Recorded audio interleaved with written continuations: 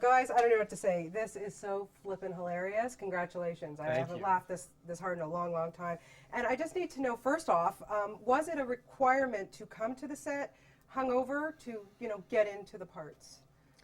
Yeah. No. I did a couple of times, I thought, but I wasn't doing it for that reason. I just have a drinking problem. Yeah, But yeah, I did. There was a couple of times where. I think we all had rough days here and there, but in all seriousness, our call times were like 5:30 in the morning, and we would be asleep by 9 p.m. So we were pretty good boys. Zach in the morning looks hungover no matter what. Yeah. I don't know something about the way his health, but his eyes get real puffy. I'm allergic to a lot of people with alcohol. Oh, really? So you had to keep away from it then? Right. It must have been hard. Yeah. Yeah, I can imagine. Yeah.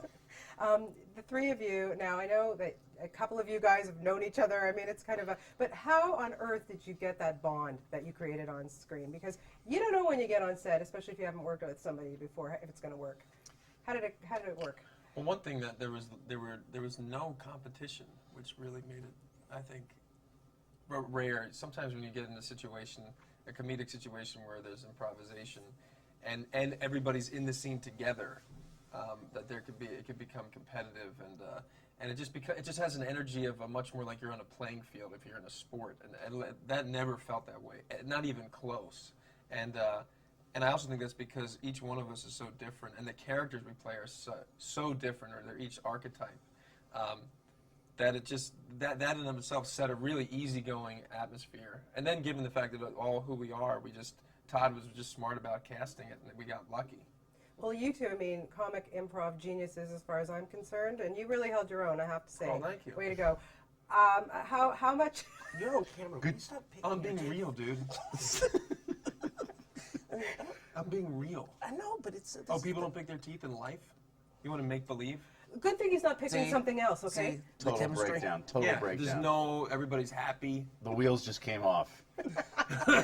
When you guys are improving, how do you know when it's working and also when to pull back the reins? Because there's some stuff in this film that I can't even imagine what ended up is going to be on the DVD. Well, it's not always funny when you improvise, and that's why you just do a lot of it, and some of it sticks and some of it doesn't. You don't see the stuff that's not funny, thankfully. But I would say we improvised a fair amount, and Todd didn't use that like as much as I might have thought he would, because what I hadn't really thought about before I saw the first cut of this movie is that a lot of the kind of snappy dialogue actually slows down the narrative of the movie, and Todd was just like, this is a story we got to tell fast and we got to keep it going, and so at the end of the day, like Ken Jeong, for example, went on these amazingly hilarious tirades that brought the entire set to tears, and not much of it's in the movie, but he's still hilarious in the movie. But those moments, it was like the priority was telling the story over getting those individual moments. Zach, were there many times where you guys were just so funny, or you just could not keep straight faces that Todd was like, guys? There was a time when Ed and I started giggling, and Todd actually got upset like a father does it to kids in church.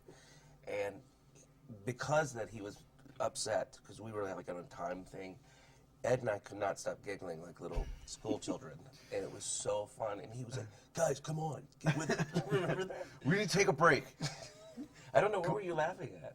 I think that was when in the carport with when you first put the sunglasses on the baby, and then you took them off, and the baby was like, oh, that was the baby's staring eyes. right. The baby was staring right into my eyes with these huge, unbelievably huge eyeballs, and it had like these weird colored eyes. They're sort of like Bradley's. You just get lost in them, and they're like they're these weird sort of aqua green.